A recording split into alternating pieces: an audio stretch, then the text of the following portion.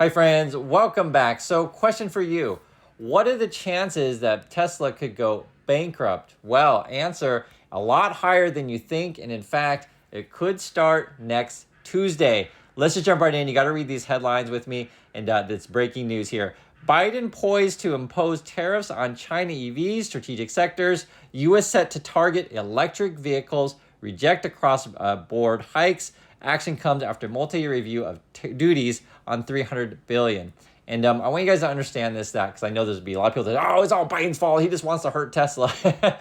It's actually really complicated. Essentially, what's going on is that regardless if it's Biden or Trump, I think there's a high chance that there are more tariffs coming on Chinese goods, and then China will retaliate and put tariffs on American goods. Now, take a look at this headline too, because the basic gist of it is that Chinese cars are too cheap. That's basically the problem. And if they're too cheap in the sense of like they're so much cheaper than American cars and they look pretty good, it's like as a consumer, yes, you can buy American, yes, you can buy domestic, but like if your pocketbook's like, well, I can save 40% buying something else. In this kind of economy, I think you're buying that something else. Take a look at this headline as well. It says, Tesla CEO Musk, Chinese EV firms will demolish rivals without trade barriers. And that's just coming from Musk on January 26, 2024. So it's not just me saying, it's also Elon Musk saying it. And then here's a couple quotes here. It says, Chinese car companies were, quote, the most competitive and, quote, will have significant success outside of China, depending on what kind of tariffs or trade barriers are established. And that's coming from Musk in a post-earnings call with analysts. Also, too, another quote, if there are no trade barriers established, they will pretty much demolish most other car companies in the world. They're extremely good. And again, that's coming from Elon Musk. And so you're really in a tight spot if you're Musk. So what do? You run to China, which he did just recently, and try to make some deals. Now, there was no mention of any kind of tariff talks or anything like that. And guys, Musk doesn't control the politics of like, hey, USA don't, do tariffs, that kind of stuff. He could certainly try. And in fact,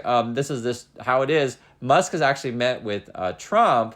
This is the thing. So you can see this headline here. It says, Trump meets Musk. The stakes are all about China. March 6, 2024. So it's kind of funny how all these sort of pieces are falling down. And this is how the game is played, guys. When you're at these upper levels, you hear things, right? And you start making your moves, et cetera, start establishing relationships. It's all business, all politics, right? It's relationships. You got to talk to people and work out some sort of deals. Let me read a couple details. One is kind of funny. It says, what happens when the world's biggest China hawk, so that would be Trump, meets the world's biggest China dove, so that would be Musk. If only we knew. Elon Musk met President Trump in Florida on Sunday, leading to speculation that the world's often richest man might fund the former president's political campaign. It's kind of funny they said the world's often richest because it keeps moving up and down depending on the price of Tesla stocks. Now, Musk, I remember he came out saying something like, I'm not going to donate to any particular campaign. Sure, I wouldn't be shocked if they talked about, what are you going to do with Chinese car tariffs and how can we make it so that China doesn't, put tariffs on my cars. I'm sure that would be a thing. We don't want to get in a trade war necessarily. Now, here's the thing. That for example, I'll give you a scenario where Tesla doesn't go bankrupt. There's some sort of trade war and tariffs are posed on both sides. Then the Tesla could theoretically cut prices like crazy, right? Say theoretically. Then your margins are going to be really slim. And so the issue is then, okay, can you convince Chinese people to buy a whole bunch of these cars, right? A whole bunch of it, because your margins are much slimmer now. The problem is I just don't see that happening. I think this idea that I'll sell way more cars on lower margin and then I'll try to make up, my margins, make more profits by selling everyone a bunch of subscriptions to FSD or your robotaxi crap. I just don't see it happening. Now, if you guys think differently, so for example, if you say, you know what, as a car consumer, I want to hear if anyone out there believes this, you'll say, as a car consumer, I want to pay, $50,000 for a car, and then I want to give a car company $100 a month subscription. I totally want to do that. Like, I just don't know how many people are going to say that. Me personally, I don't want to pay extra money after I just bought my car to subscribe to my car that I own. And BMW's been trying to pull this stuff. I mentioned before in a previous video, because I don't want to just imply that only Tesla does these kind of things. BMW's like, yo, buy my car, and if you want heated seats, pay me a subscription for your heated seats.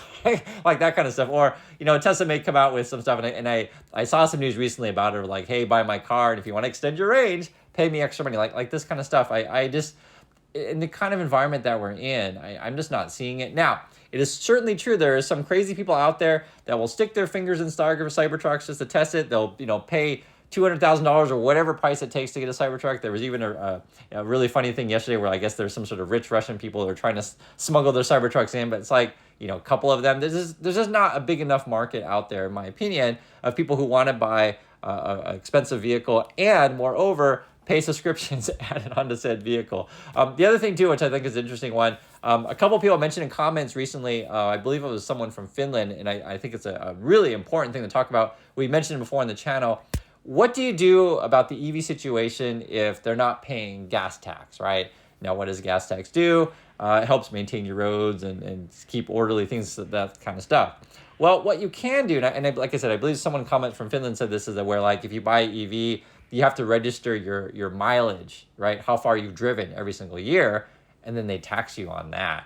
And so if that kind of thing passes, which I wouldn't be surprised if it passes all around, like this idea that, hey, you're on the roads too, you're using the roads also, we got to figure out a way to charge you. And I kind of think in my hunch is that because EVs, target maybe the cars that is target a more affluent, consumer, they may charge higher premiums, less higher tax for said things. So, one thing I think is really funny about this whole stuff is that, yes, you're supposed to be saving money on EVs, but it may not necessarily be the case.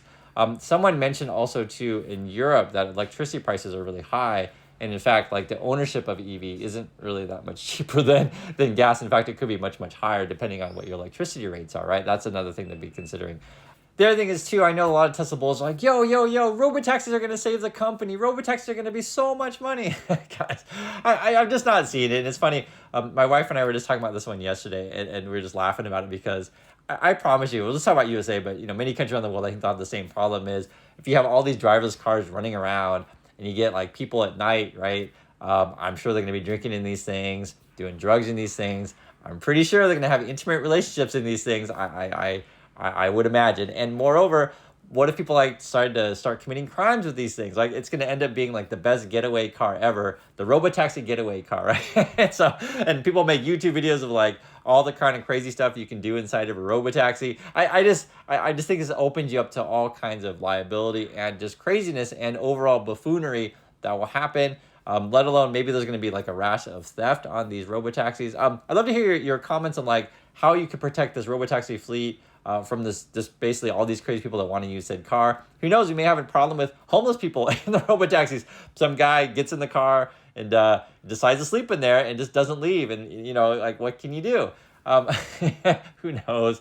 But anyway, I just wanted to bring that stuff over to you guys. But honestly, I think this tariff thing, if it does go through next Tuesday, I'm pretty sure China will retaliate. It's really going to hurt the EV space. And moreover, I think Tesla in particular will be at a real risk of running into bankruptcy problems because if you're not selling cars in China, you're slowing down your sales in USA, and overall your CEO is going crazy, firing everybody. Look out below.